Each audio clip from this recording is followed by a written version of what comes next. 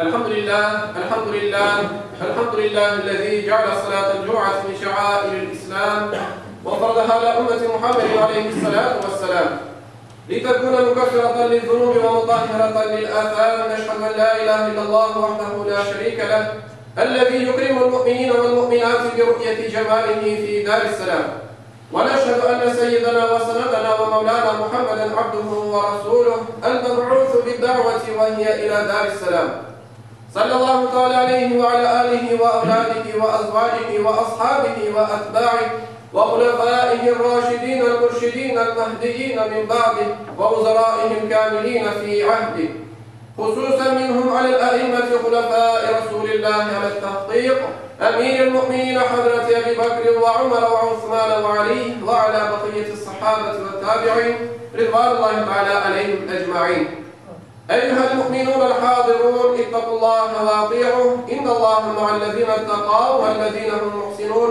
قال الله تعالى في كتابه الكريم: أعوذ بالله من الشيطان الرجيم، بسم الله الرحمن الرحيم. واعبدوا الله ولا تشركوا به شيئا وبالوالدين إحسانا وبذي القربى واليتامى والمساكين والجار ذي القربى والجار الجنب والصاحب بالجنب وابن السبيل وما ملكت أيمانكم إن الله لا يحب من كان مختالا فخورا. صدق الله العظيم. Çok aziz ve muhterem Müslümanlar, bizim bugünkü hutbemizin mevzuu komşularımızga nispeten olan vazifelerimiz hakkında olacaktır. Muhterem Müslümanlar, yüce dinimiz İslam komşu haklarına büyük emniyet vergen, İslam'ın haklar hususundaki emir ve tavsiyelerini başka sistemalarda rast getirmek mümkün değildir. Komşu ile yaxşı geçinmek, yaxşı Müslümanın alametlerinden sayılgandır. Şu sebepten yüreği iman ile aydınlanan, gönlü İslam'ın güzelliklerine donatılgan her bir Müslüman, bütün komşularına yaxşılık yapması ve onlara hayırlı bir komşu olması gerekir. Kur'an azalarından sonra insanın en yakın çevresi komşularıdır. Müslüman komşularından güzel geçingen, sevgen, sevilgen ve onlara işanç vergen bir insandır. Çünkü etrafına işanç telkin etmegen insan kamil mümin olamaz. Mevzumuzla alakalı olan bir ayet-i kerimede Allah-u Teala şöyle buyurmaktadır: Allah'a ibadet etiniz ve ona hiçbir şeyini ortak koşmanız. Ana babaga, akrabaga, yetimlerge, yoksullarga, yakın komşuga, uzak komşuga, yanınızdaki arkadaşga, yolcuga, kollarınızın altında olan, yani sizge hizmet etken kimselerge yaxşılık etiniz. Allah özünü beğengen ve daima maqtanıp durgan kimseni sevmez.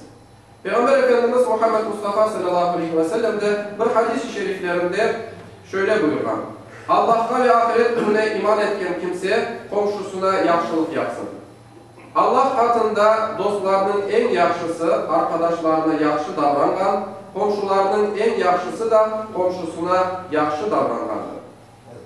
Cebrail aleyhisselam bana komşunu o kadar tavsiye etti ki onu bana mirasçı yapacağını zannettim.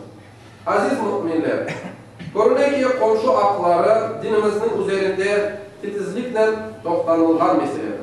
Şunun için komşularımızga yaxşılık yapmak, onlarla selamlaşmak, ziyaretlerine gitmek, yardımlarına çapmak, sevinçlerini ve kederlerini birlikte paylaşmak, güler yüzle karşılamak, hediyeleşmek, toy ve cenazelerinde iştirak etmek, baş sağlığı dilemek, onlara zarar verecek hareketlerden sakınmak, ayrıca kusurlarını araştırmamak, ihtiyaçlarını teminlemeye tırışmak, komşularımıza karşı birinci vazifelerimizdir.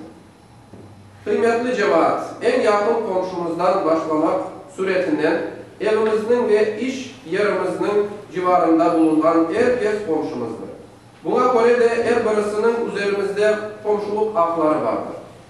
Kur'an-ı Kerim'de ve hadislerde geçen komşu ifadesi inansın, inanmasın bütün komşularını içine almakta. Her Müslüman en yakından başlamak üzere bütün kolun komşusuna alaka göstermelidir. O halde özümüz için istegenimizden komşularımız için de istememiz gerek. Müslüman olmayan komşularımızı da gözetmeliyiz. Komşularımızla yaxşı geçinip, onlarını hiçbir şekilde rahatsız etmemelimiz gizli sırlarını araştırmamalı, eksiklerini teminlemeye tırışmalı, sevinç ve kederlerine ortak olmalı ve elimizden geldiği kadar yardım etmeliyiz.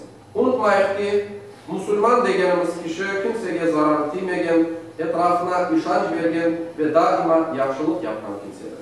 Ela inna ahsanel kelam ve ablagan nizam kelamullahil melikil azizil allam kema kâle Allahu tebâreke ve teâlâ fil kelam ve izâ kuri'el Kur'an festemi'u leh ve ansitu leallekum turhamun.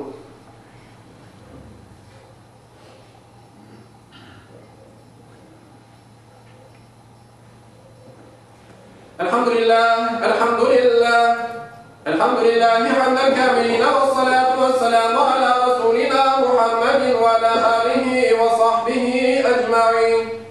Ta'zimen li nebiyyihi ve tekrimen li fekâmeti şâni şerefi safiyy. فقال عز وجل من قائل مخبرا وآمرا إن الله وملائكته يصلون على النبي يا أيها الذين آمنوا صلوا عليه وسلموا تسليما اللهم صل على سيدنا محمد.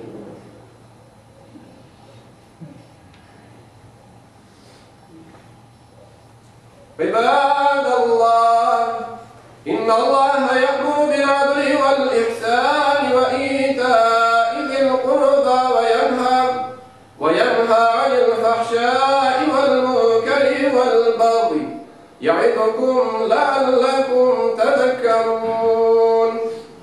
Sayın Müslümanlar, geçen cuma namazımızda toplanan sadakanın miktarı 1275 grivnadır. Toplam olarak ise 79.830 grivnadır. Allah-u Teala vermiş sadakalarımızı ve verecek olduğumuz sadakalarımızı kabul ve makbul etsin. Sayın ve hürmetli cemaat, bu cuma toplanacak sadakalarımız ek yarım yaşındaki Nuradinov Bilal evladımızga, balaçımızga toplanacaktır. Geliniz sayın cemaat, elimizden geldiği kadar elbette hem maddi taraftan yardım ettik, hem de bu hasta balaçlarımız için dualar ettik. Allah-u Teala cümlemizden razı olsun.